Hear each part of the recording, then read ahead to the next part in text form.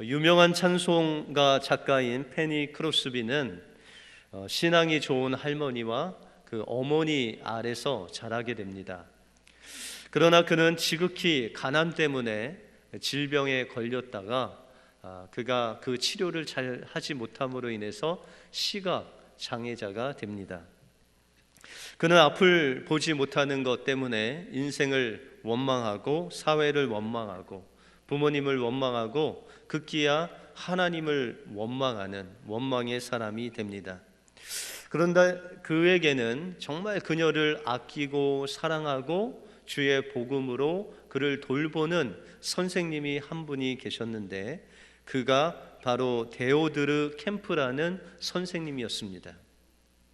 그 선생님은 항상 그에게 하나님의 말씀을 가지고 복음을 전해주고 너는 하나님이 사랑하시는 귀한 자녀란다 라고 격려와 칭찬을 아끼지 않았습니다.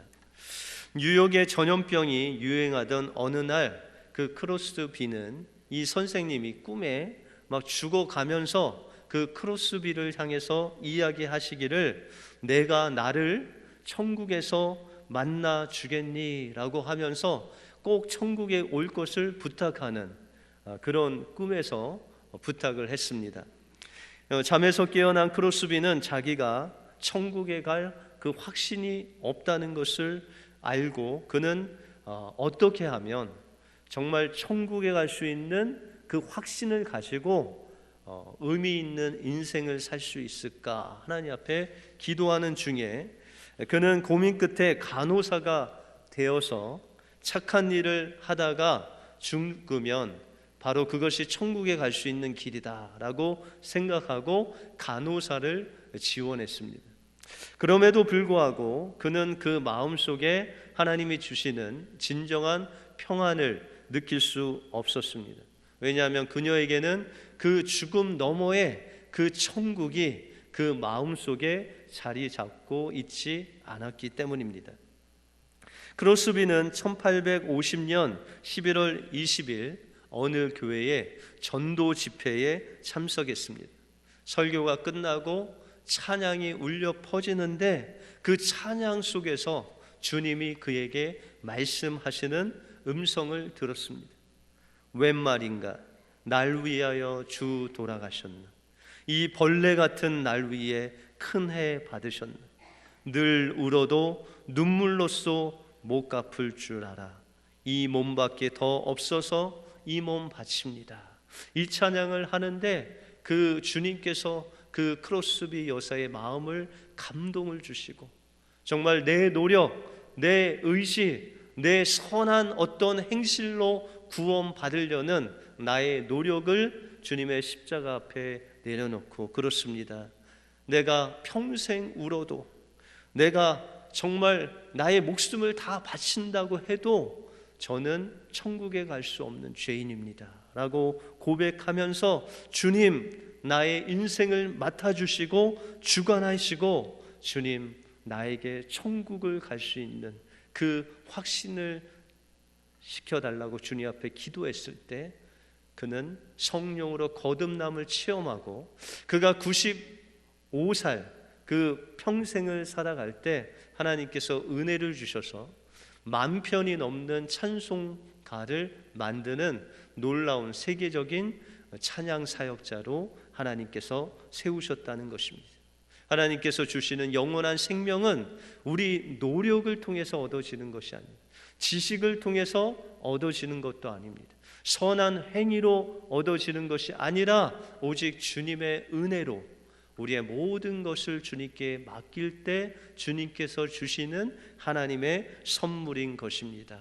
우리의 모든 것을 주님 앞에 맡겨드리고 주님의 품에 안기심으로 영원한 생명을 맛보시는 여러분들의 삶이 되시길 주님의 이름으로 축원드립니다. 오늘 본문을 통해서 누가 진정한 우리의 이웃이며 우리는 그 이웃사랑을 어떻게 실천할 수 있는지 오늘 본문을 통해서 살펴보겠습니다. 먼저 이웃사랑은 예수님의 사랑을 통해 얻어진 영원한 생명으로 실천할 수 있습니다. 오늘 예수님께 한 율법사가 나와서 질문을 합니다. 오늘 25절에 보시면 어떤 율법사가 일어나 예수를 시험하여 가로되 선생님 내가 무엇을 하여야 영생을 얻으리까? 라고 질문합니다. 여러분들 여기서 율법사라는 것은 율법에 대해서는 유대인 중에서도 가장 최고의 실력자가 바로 이 율법학자였다는 것입니다. 그런데 이 율법사는 예수님을 시험하려고, 여러분들 여기서 시험하라는 것은 발을 걸어서 넘어뜨리다라는 그런 의미입니다. 예수님을 시험하려고 영생을 어떻게 얻어야 되는지 정답을 알고서도 예수님을 시험하게 됩니다. 그때 예수님은 그 시험에 전혀 당황치 아니하시고 율법에 무엇이라 기록되어 있느냐라고 물으십니다. 그때 이 율법사는 즐거운 마음으로 그 정답을 이야기합니다. 여러분들 27절에 보시면 가로되 내 마음을 다하며 목숨을 다하며 힘을 다하며 뜻을 다하여 주 너희 하나님을 사랑하고 또한 내 이웃을 내 몸과 같이 사랑하라 하였나이다 라고 대답하고 있습니다. 율법사는 정확하게 율법이 무엇을 통해서 영생을 얻는지에 대해서 말씀하고 있다는 것입니다. 그런데 주님은 그 율법사의 대답에 이렇게 대답하십니다. 28절에 보시면 예수께서 이르시되 내 대답이 옳도다 이를 행하라 그러면 살리라 라고 말씀하고 있습니다. 여러분들 분명히 율법에는 이렇게 하나님 사랑하고 이웃 사랑하라고 했는데 그것이 전부가 아니라 지식적으로 그것을 알매 멈추는 것이 아니라 그것을 우리의 삶 속에서 행해야 하나님의 그 영원한 생명이 우리 안에 역사되고 그 영원한 생명으로 사는 그 믿음의 삶이 시작된다라고 주님은 말씀하고 있다는 것입니다. 우리는 보통 영원한 생명, 영생을 얻는 길은 예수님을 믿는 것, 그래서 우리가 잘 아는 말씀과 같이 요한복음 1장 12절에 보시면 영접하는 자 곧 그 이름을 믿는 자들에게는 하나님의 자녀가 되는 권세를 주신다라고 말씀하고 있습니다. 오늘 본문대로 하면 예수 그리스도를 영접하고 예수 그리스도를 믿으면 영생을 얻는 것입니다. 그런데 누가복음 18장에 보시면 어떤 청년이, 부자 청년이 예수님께 나와서 이 동일한 질문을 합니다. 예수님, 선한 선생이여, 제가 무엇을 하여야 영생을 얻으리까? 라고 그렇게 말씀하십니다. 그때 예수님께서는 우리가 십계명을 보면 하나님을 향한 5계명이 있고 또한 우리를 향한 5계명이 있는데 그 인간을 향한 5계명을 말씀하십니다. 간음하지 말라, 도적질하지 말라, 뭐 이런 말씀을 하시면서 이것을 다 지켜 행하라 라고 말씀하십니다. 그랬더니 이 청년이 웃으면서 말하기를 선생이여, 제가 그것은 아주 어렸을 때부터 지금까지 지켰습니다 라고 그렇게 이야기를 합니다. 근데 예수님께서 거기서 멈추지 아니하시고 너에게 영생이 지금 임했다라고 말씀하시지 아니하시고 말씀하시기를 내가 오히려 한 가지 부족한 것이 있으니 내게 있는 것을 모두 팔아서 가난한 자에게 나눠주라. 그리하면 하늘에서 보화가 내게 있으리라. 그리고 나서 나를 좇으라 라고 말씀하고 있습니다. 예수님께서 이 부자 청년에게 말씀하시는 그 재산을 다 팔아서 가난한 자에게 주라 라고 했을 때 그 가난한 자라는 의미는 상대적인 가난이 아닙니다. 여러분들 빌 게이츠에 비해서 우리가 가난하죠? 예, 그 부유함과 우리가 갖고 있는 것에 비하면은 우리는 정말 극빈자입니다. 그런데 주님께서 말하는 가난한 사람은 이런 상대적인 빈곤이 아니라 절대적인 빈곤에 처한 가난한 자를 말하고 있습니다. 다시 말해서 오늘 누가 먹을 것을 주지 않으면 오늘 굶을 수밖에 없고 내일도 누군가 도와주지 않으면 굶어서 죽을 수밖에 없는 그 가난한 자들을 향하여 내 재산을 팔아서 그들을 도우라. 그러면 내가 영원한 생명으로 살리라 라고 말씀하고 있다는 것입니다. 여러분들, 예수님께서 이 부자에게 말씀하실 때 이 부자가 큰 부자인 고로 근심하며 예수님을 떠나갔다라고 말씀하고 있습니다. 여러분들, 구원은 예수님께서 말씀하신 그 율법을 그냥 지식적으로 안다고 해서 주님께서 주시는 영원한 생명이 아니라는 것입니다. 우리가 성경을 많이 알아서 이 율법사와 같이, 이 부자 청년과 같이 어렸을 때부터 그 말씀을 알았다고 해서 그 영원한 생명이 주어지는 것도 아닙니다.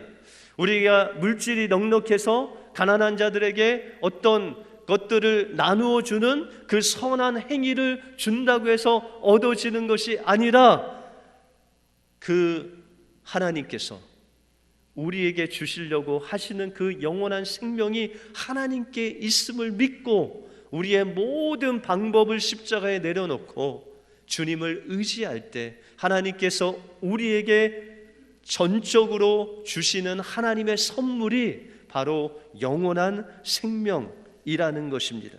그러므로 이웃 사랑이라는 것은 이와 같이 하나님을 경험하고 하나님께서 우리를 위해서 십자가에서 주신 그 사랑을 경험한 그 영원한 생명을 가진 자만이 하나님의 그 뜻대로 이웃 사랑을 할 수 있다는 것입니다. 이웃 사랑은 지식으로 되어지는 것이 아니라, 노력으로 되어지는 것이 아니라, 율법적으로 되어지는 것이 아니라, 주님께서 우리에게 보여주신 그 십자가의 사랑이 성령을 통해서 우리 마음속에 부어지고, 그 가난한 자들을 봤을 때 성령께서 우리의 마음속에서 감당할 수 없는 주님의 사랑을 느끼게 하실 때 그 사랑으로 이웃들을 돕는 것이 진정한 이웃 사랑이다라고 말씀하고 있다는 것입니다. 이 이웃 사랑은 사람이 보든지 보지 않든지 우리가 은밀한 가운데 하나님 앞에서 행하여 질 때 그것이 바로 하나님께서 인정하시는 이웃 사랑이다라고 말씀하고 있다는 것입니다. 주님이 우리에게 주신 그 십자가의 사랑이 성령을 통해서 우리에게 감동하실 때 그 감동을 외면하지 아니하시고 그 가난한 자를 도우심으로 인해서 주님께서 원하시는 이웃 사랑을 실천하시는 여러분들이 되시길 주님의 이름으로 축원드립니다. 다음으로, 이웃 사랑은 내가 사랑하는 내 이웃이 아닌 나를 필요로 하는 이웃을 사랑하는 것이 하나님께서 원하시는 이웃 사랑입니다. 예수님은 율법사에게 하나님 사랑과 이웃 사랑을 너희의 삶 속에서 행하라고 말씀하실 때 이 율법사가 이 마음이 찔렸습니다. 자기는 그렇게 해박하고 이제까지 그 하나님의 뜻대로 살았다고 생각했는데 예수님께서 지금 너희가 가서 그것을 행하라고 말씀하실 때 그는 자신을 옳게 보이려고 또 하나의 질문을 하십니다. 29절에 보시면 이 사람이 자기를 옳게 보이려고 예수께 여짜오되 그러면 내 이웃이 누구오리까? 라고 묻습니다. 그때 예수님께서 우리가 잘 아는 그 유명한 선한 사마리아인의 비유를 말씀하십니다. 여러분들이 잘 알고 있다시피 어떤 사람이 예루살렘에서 여리고로 가다가 강로를 만납니다. 여러분들, 예루살렘에서 여리고로 가는 길은, 예루살렘은 해발 한 750m 정도 되고 이 여리고는 그 해수면 밑으로 260m 정도 됩니다. 그러니까 예루살렘하고 여리고는 한 1000m 정도 차이가 나는 고지대에 이 예루살렘이 있고 저지대에 여리고가 있습니다. 그러니까 예루살렘에서 여리고로 오는 그 27km 되는 그 거리는 좀 산을 내려오는 것 같은 그 골짜기, 가파르고 또 험한 길을 내려와야 됩니다. 그래서 보통 이곳을 내려오는 사람들은 혼자 내려오지 아니하고 무리를 짓거나 아니면 로마 군인과 함께 오거나 이런 것을 통해서 강도를 피합니다. 그런데 이 사람은 예루살렘에서 여리고로 가는 도중에 보통 이 사람을 그래서 유대인이다라고 생각을 합니다. 이 사람이 강도를 만나서 옷을 뺏기고 또한 자기가 가진 것을 모두 뺏길 뿐만 아니라 아무래도 반항을 한 것 같습니다. 그래서 그는 거의 죽을 때까지 거의 죽을 만큼 맞아서 거의 죽은 상태로 그곳에 있었다는 것입니다. 그런데 이 당시에 여리고라는 곳은 상업이 많이 발달됐기 때문에 이곳에 많은 상업이 흥행했고 또한 살기 좋은 곳으로 손꼽혔습니다. 그래서 이 여리고라는 곳에 제사장이나 또한 레위인 사람들 한 반 이상이 이곳에서 여리고에서 살았습니다. 그래서 예루살렘에서 여리고로 가는 길에 이 강도 만난 자가 거의 죽어 있는 것을 보고 마침 제사장이 지나갔습니다. 그것을 제사장이 보고 피하여 지나갔다. 또한 레위인도 마찬가지로 그것을 보고 피하여 갔다라고 그렇게 말씀하고 있습니다. 우리가 생각할 때는 제사장과 레위인 정도 되면 하나님을 사람들에게 소개하고 또한 사람들의 죄악을 하나님께로 가지고 가서 죄사함을 받는 영적인 지도자인데 어떻게 저럴 수 있을까라고 생각합니다. 그런데 우리가 성경을 자세히 보면 이 제사장과 레위인이 그 강도 만난 자를 피하여 간 율법의 근거가 있습니다. 그것이 뭐냐면 제사장의 역할을 할 때 보통은 한 1년에 한두 번 정도 예루살렘에서 제사장 직분을 감당할 수 있었습니다. 왜냐하면 24반열이라는 것이 있어서 자기의 반열이 돌아오려면 한 6개월 정도가 있어야 겨우 한 주를 봉사할 수 있기 때문에 그는 1년에 한두 번 정도 예루살렘에서 제사장 역할을 할 수 있었습니다. 그런데 그렇게 1년에 한두 번 있는 기회를 놓칠 수 있는 것이 바로 이 강도 만난 사람을 도와주는 것이었습니다. 왜냐하면 이 강도 만난 사람이 혹시라도 맞아서 죽어 있다면, 죽은 시체를 만진다면 그 제사장은 더 이상 그 제사장 역할을 할 수 없었습니다. 왜냐하면 부정해지기 때문입니다. 레위인도 마찬가지인 이유로 그렇다는 것입니다. 그런데 세 번째로 지나가는 이 사마리아인은 거의 죽은 강도를 만난 이 사람에게 다가가서 그 상처난 곳에 기름과 포도주를 부었다. 이것은 그 상처난 곳을 소독하고 더 이상 피가 나지 않도록 기름을 발라서 그것을 싸매 주었다. 응급처치를 했다는 것입니다. 그리고 그를 안아서 자신이 타고 온 짐승에 이제 실어서 주막으로 갑니다. 그리고 하루 종일 그를 돌봅니다. 피를 닦아주고 열을 식혀주고 하루 종일 그를 돌보다가 이제 아침이 되어서 그 주막 주인에게 2데나리온을 주면서 이것이 부족하면 내가 돌아오면 다시 주겠다라고 그렇게 이야기를 합니다. 여러분들 여기서 2데나리온이라는 것은 한 데나리온은 로마 병정의 하루 품삯입니다. 그래서 이 두 날의 품삯은 이 당시 여리고에 있는 그 주막에서 한 20나흘 24일 정도 머물 수 있는 많은 돈을 그에게 주고 간 것입니다. 여러분들 그 이유는 이렇게 강도 만난 사람들이 주막을 데리고 오면 그가 죽을 수도 있고 아니면 깨어나더라도 이 사지가 멀쩡하지 않는 사람들이 생깁니다.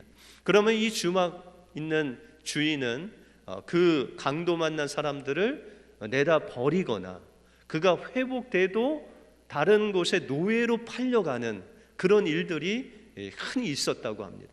그렇기 때문에 이 사마리아 사람은 그를 끝까지 책임지는 마음으로 거의 한 달간 머물 수 있는, 회복할 수 있는 부비를 주고 또한 돌아와서 그를 보살피겠다라고 하는 끝까지 그를 책임지는 모습으로 그에게 보여주었다는 것입니다. 여러분들 때때로 우리가 불쌍한 노숙자나 그런 사람들을 만나면 우리가 때로는 돕지 않는 이유가 있습니다. 내가 바빠서 다음에 돕겠다라고 하고, 내가 잔돈이 없어서 잔돈을 줄 수가 없다라고 이야기할 때가 있습니다. 우리 주변에 수많은 그런 노숙자나 어려운 사람이 있는데 내가 어떻게 그 사람을 다 책임질 수 있냐라고 그냥 성의만 표시하지 뭐라고 하면서 지나갈 수 있습니다. 심지어 목사인 저도 가끔 이제 차를 타고 가다 보면 노숙자들이 이제 돈을 구합니다. 그런데 제가 때때로 생각하는 거는, 아니 저 유창한 영어를 할 줄 아는 저 노숙자가 정말 노숙자인가? 저 영어 실력 갖고 만약에 제가 그 정도로 영어 했으면 하버드라도 갔겠다라고 생각하면서 약간 의심할 때가 있습니다. 그런데 여러분들, 이런 이유는 하나님 앞에서 이유가 될 수 없다는 거예요. 여러분들, 오늘 예수님께서 말씀하시는 여러분들의 이웃은 누구입니까? 여러분들, 율법사의 이웃은요 바로 유대인이었습니다. 유대인은 그의 이웃을 유대인으로 생각하고 자기 수준에 맞는 그런 친구들, 이웃들을 정말 그냥 매너 있게 같이 존중해주고 매너 있게 서로 대하면서 그렇게 윈윈 살아가는 그 좋은 관계를 유지하는 것이 바로 율법사의 이웃이었다는 것입니다. 그런데 주님께서 말씀하신 그 이웃은 거의 죽어가고 만질 수도 없는 그 강도 만난 사람을 주님께서는 이웃이라고 말씀하시고, 또한 그 강도 만난 사람을 도와주는 사마리아인을 역시 이웃이라고 말씀하고 있다는 것입니다. 여러분들, 이 사마리아인은 유대인들이 상종조차 하지 않는, 짐승만도 못한 사람으로 대하는 그런 사람이었습니다. 왜냐하면 그들은 혼혈족이었고 또한 외국 사람들의 피가 흐르기 때문에 이방인보다도 못한 사람으로 취급했다는 것입니다. 그러나 이 사마리아인, 율법도 알고 시간도 많지 않고 여행하는 바쁜 가운데 있었지만 그는 이유를 달지 않았습니다. 그 강도 만난 사람이 죽었는지 죽지 않았는지 그게 중요하지 않았습니다. 그는 이 강도 만난 사람을 어떻게든지 살리려는 그 마음속에 열정이 있었고, 그는 모든 것들을 하나님 앞에 내려놓고 정말 불쌍히 여기는 그 마음 하나로 그를 도왔다는 것입니다. 그래서 33절에 보시면 어떤 사마리아인은 여행하는 중에 거기 이르러 그를 보고 불쌍히 여겼다라고 말씀하고 있습니다. 여러분들, 여기서 불쌍히 여겼다는 것은 인간의 사랑으로부터 나오는 사랑이 아닙니다. 이 불쌍히 여겼다는 것은 정말 사랑할 수 없는 자를 사랑하고 용서할 수 없는 자를 용서하고 내가 도와줄 수 없는 자를 조건 없이 이유 없이 도와주는 사랑을 바로 불쌍히 여겼다라는 그 사랑으로 표현하고 있다는 것입니다. 이것은 인간의 사랑이 아니라 하나님의 사랑이라는 거예요. 예수님도 산상수훈에 그 모든 하나님의 교훈을 제자들과 무리에게 말씀하시고 그 산에 내려올 때 문둥병자가 그 앞에 나오게 됩니다. 여러분들, 율법적으로는 이 문둥병자를 만질 수도 없고 가까이 할 수도 없습니다. 그럼에도 불구하고 그 문둥병자가 예수님을 향해서 말하기를 주여 원하시면 저를 깨끗게 하실 수 있나이다 라고 했을 때 주님께서 성경에 보면 그를 불쌍히 여기는 마음으로 그에게 손을 대시고 깨끗게 하시는 그 예수님의 모습을 볼 수 있다는 것입니다. 그러므로 강도 만난 자는 바로 죄로 인해서 하나님 없이 홀로 세상을 다니다가 원수에게 죄의 노예로, 사망의 노예로 쓰러져 있는 우리의 모습과도 같다는 것입니다.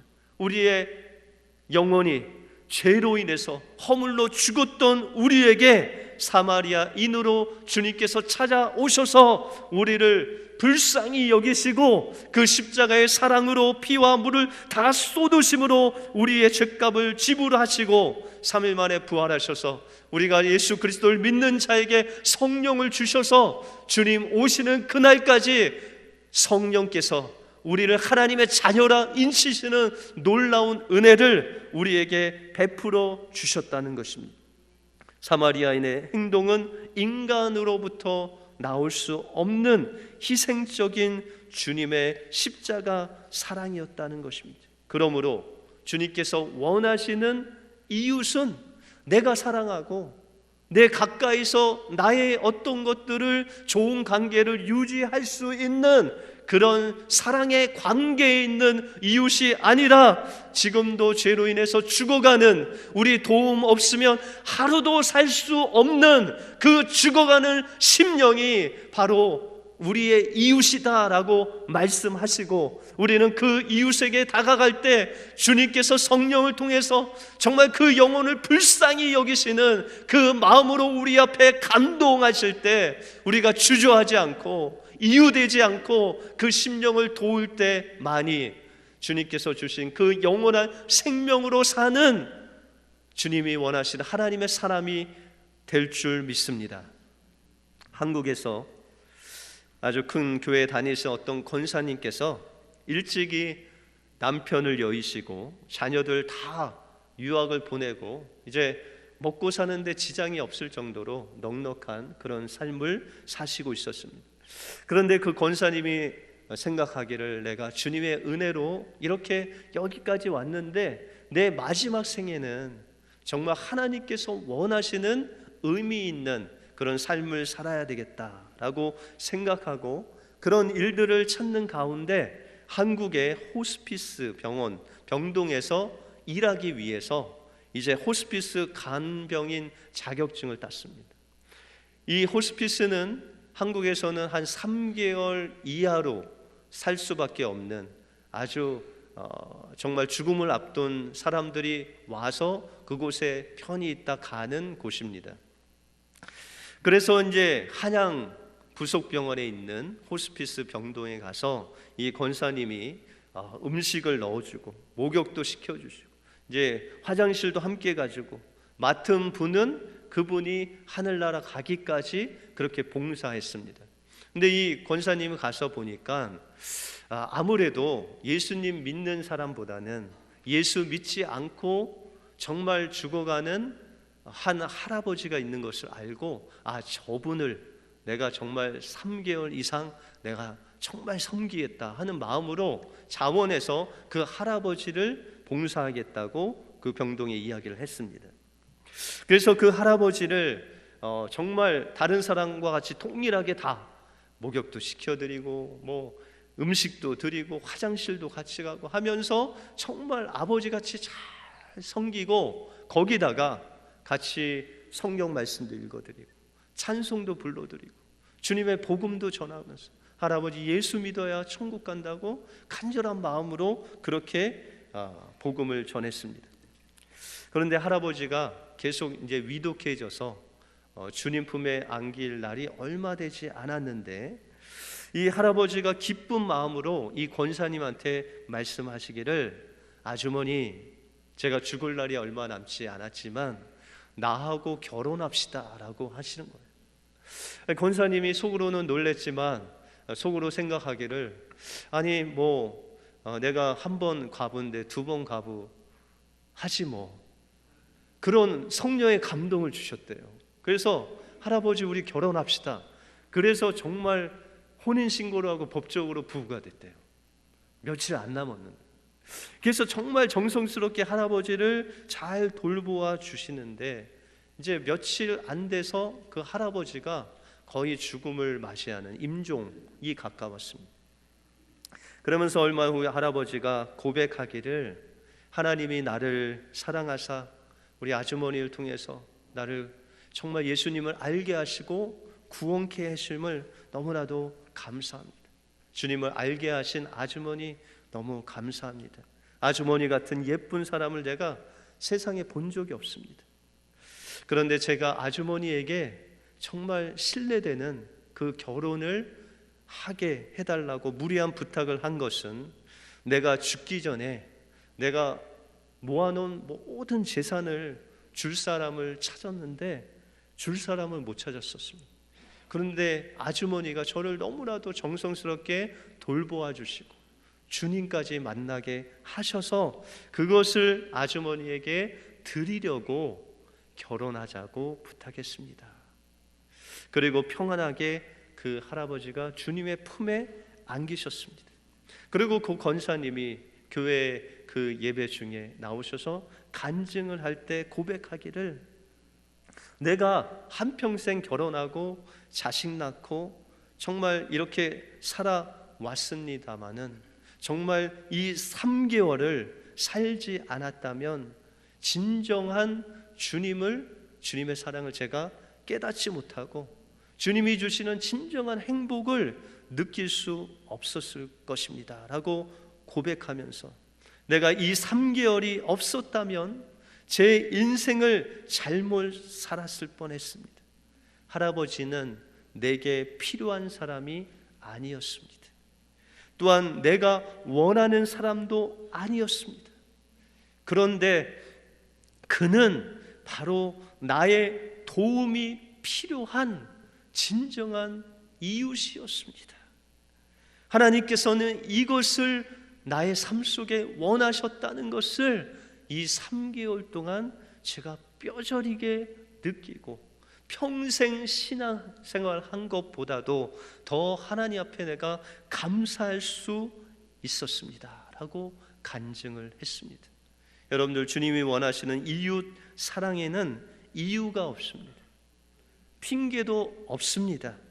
우리 안에 오신 그 성령님께서 여러분들의 마음을 감동하셔서 그 죽어가는 영혼이 바로 너의 이웃이다라고 했을 때, 여러분들 시간과 관계없이, 물질과 관계없이, 여러분들의 상황과 관계없이 그 심령에게 주님의 복음을 전하고 그를 주님의 사랑으로 돌보는 것이 바로 주님께서 우리에게 보여주신 선한 사마리아인의 그 모습이다라고 말씀하고 있다는 것입니다. 우리 성령님께서 이 주님의 사랑의 마음을 주실 때 주저하지 않고 핑계하지 않고 주님이 보내신 그 이웃에게 주님의 사랑을 은밀하게 베풀어 주심으로 인해서 우리도 예수님의 그 이웃 사랑, 우리에게 보여주신 그 이웃 사랑을 실천하는 또 다른 선한 사마리아인이 되시길 주님의 이름으로 축원드립니다. 기도하겠습니다.